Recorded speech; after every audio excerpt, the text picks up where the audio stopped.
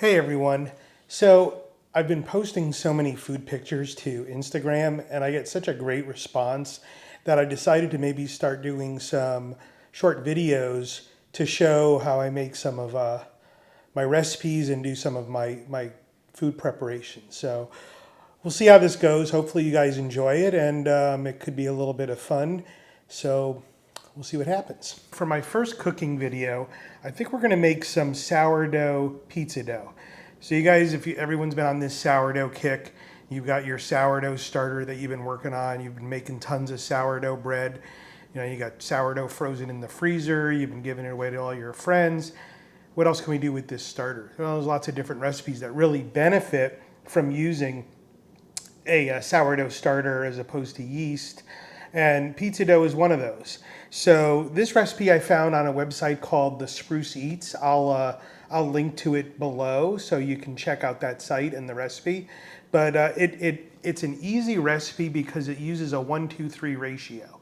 And that's basically 1 part starter, 2 parts water, and 3 parts flour. So for this recipe, we're gonna do 60 grams starter, 120 grams of water, and 180 grams of flour. And then there's some olive oil and salt in it too. So the first thing is, I'm mentioning this in grams. If you don't have a food scale, hit pause right now and go get one. I'll wait. Okay, so you're back. So I hope you got your food scale. I'll link to one below as well. It's really invaluable if you're doing baking because measuring flour and other wet ingredients with measuring cups is really imprecise. So anyway, so let's get started. Now this recipe makes about 2 roughly 10-inch size pizzas, thin crust, like Neapolitan style. The good thing about the ratio is 1-2-3. You can scale it up or down, make it pretty easy. If you want maybe 12-inch size, maybe use 70 as a base for the starter instead of 60. So it makes it really easy. So all right, so I've got a mixing bowl here and we're going to basically zero that out. And I'm gonna start with 180 grams of flour. So we're gonna measure that out. A little mixing cup here.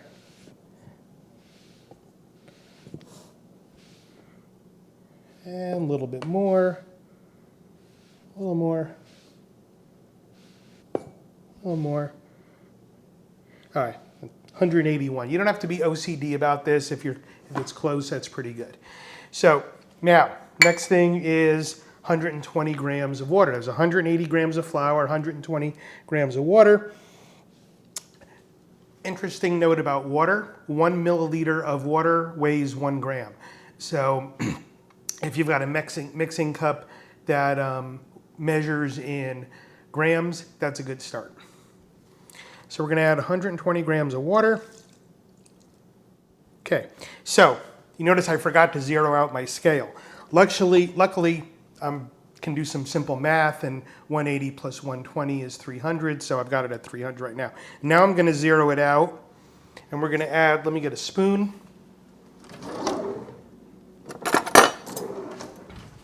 And we're gonna add 60 grams of starter.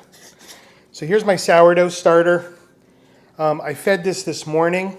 You can see the little blue line is where it was when I fed it. So it's doubled in size, so it's nice and active. So we're gonna put in 60 grams of that. 30.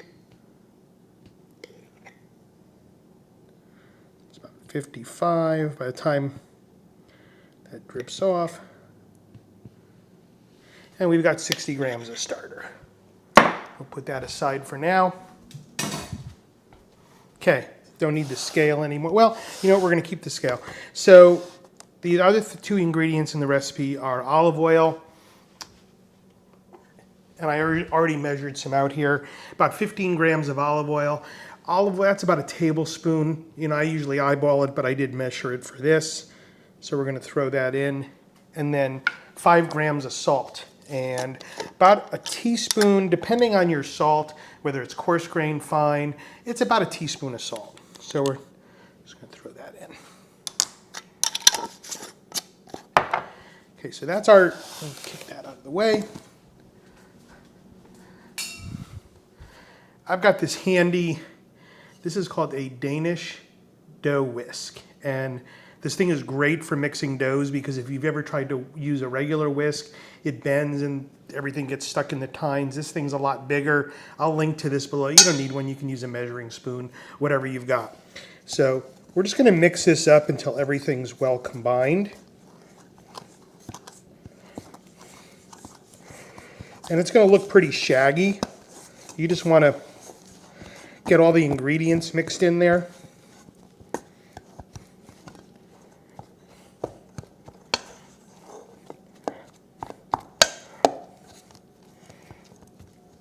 It's not going to be, like I said, it's going to be pretty shaggy.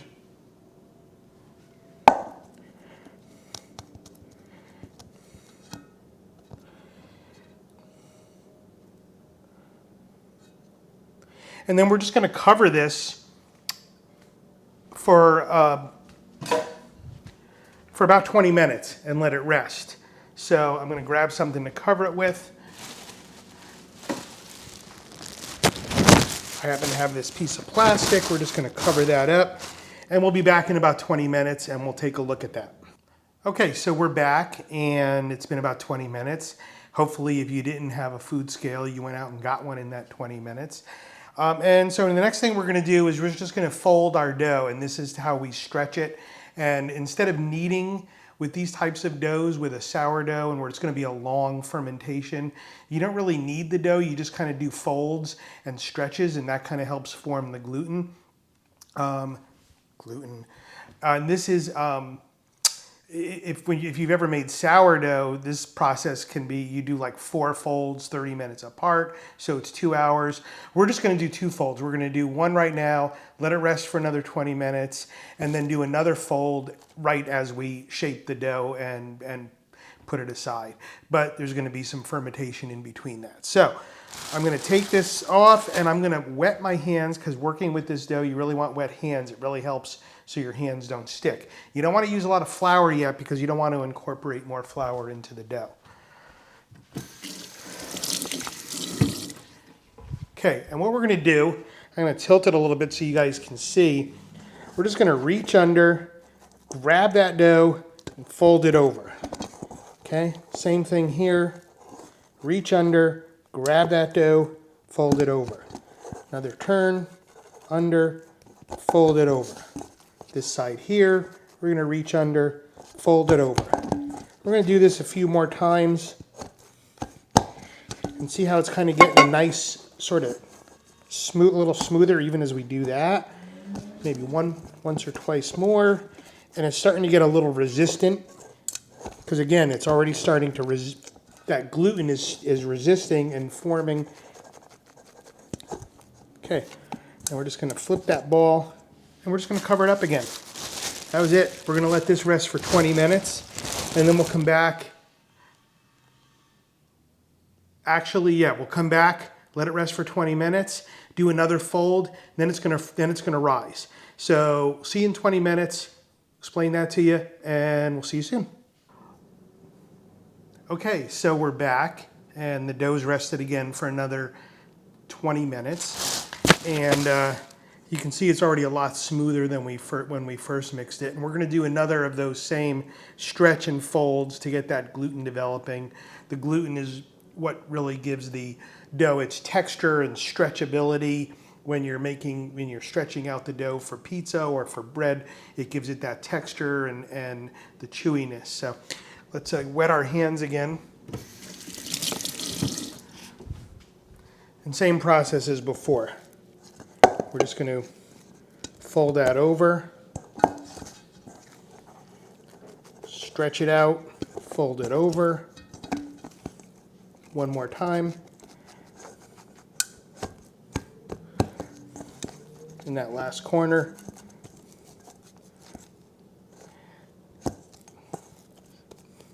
Get all those seams on the bottom.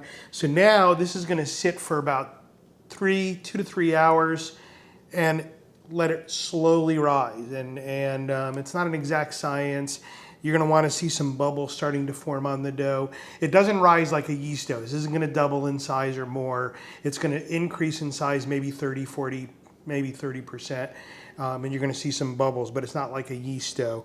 And then it's still going to go after that into the refrigerator to ferment longer. So we're going to let this, put this back in the dough bag, and we're going to let that just sit for, like I said, 2 to 3 hours on the counter. And while we're waiting for that to rise, I'm going to explain the different types of yeast bacteria that are contained in the year when you make your starter, the science of how those are converted into sugars and alcohol. We'll talk about the fermentation process of dough and how gluten forms, what the protein types are. So I've got some notes here, so hopefully you got some time on your hands. Oh wait, I can't find them, so never mind. We'll just see in a few hours. Okay, so we're back. And it's about 3 hours later. Dough's risen a little bit. It's got a little bit of bubbles on the surface. That's fine. That's about what you want. And we're going to now just divide it into 2 dough balls and shape it. So let's go ahead and got our scraper right here. By the way, there's a nice loaf of sourdough that I baked this morning. Made the dough yesterday. So we're going to Anyway, we're going to scrape this out onto our floured surface.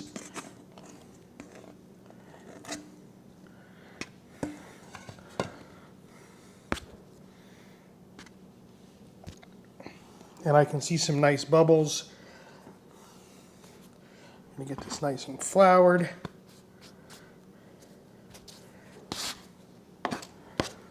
And we're going to cut this 2 roughly equal pieces. We might go ahead and weigh them just to be sure. So that's 184 grams, 185 grams. How about that? Okay, so now we're going to shape these into our dough balls. And basically we're going to kind of use that same four-fold technique that we did before when we were stretching it and folding it in the bowl here for the proofing. So we're going to just take one side, fold that in, one side, fold that in, side, fold it in, and then got our little ball there. A little more flour. You know, I used to, like, when I was done, toss my whatever bench flour I had left.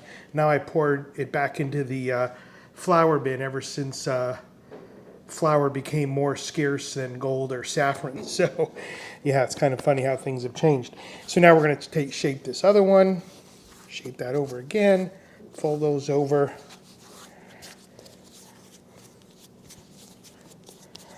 And we've got our dough balls.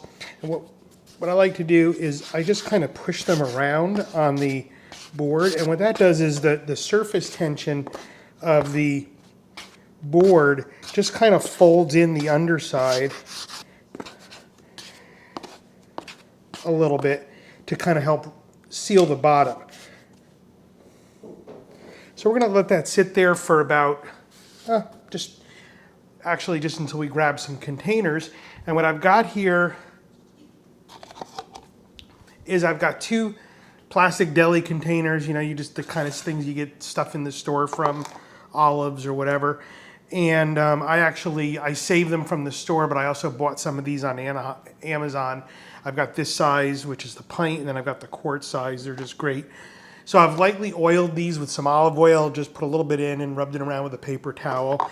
And what we're going to do, we're just going to put each one of these in one of these containers, put a lid on it,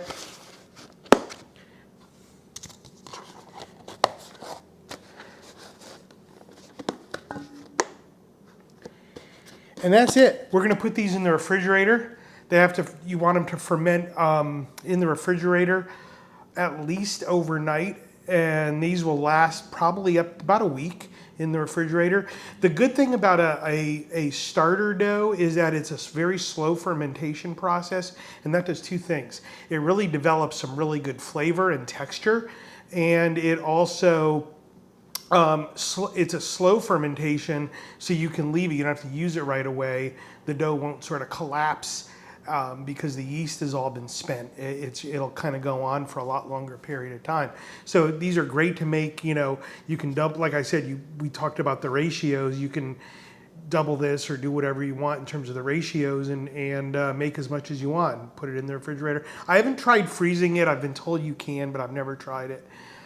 So that's it for the pizza dough. I'm not going to go into the shaping of the pizza and baking it, but maybe I'll do that in another video. I think I have some pictures of some finished pizza that I can tack on to the end of this video, but that's that's it. It's a great dough. It's a great way to, if you got that starter going, do something a little different. And that's it. I hope you enjoyed this, and if you did, please leave some comments below.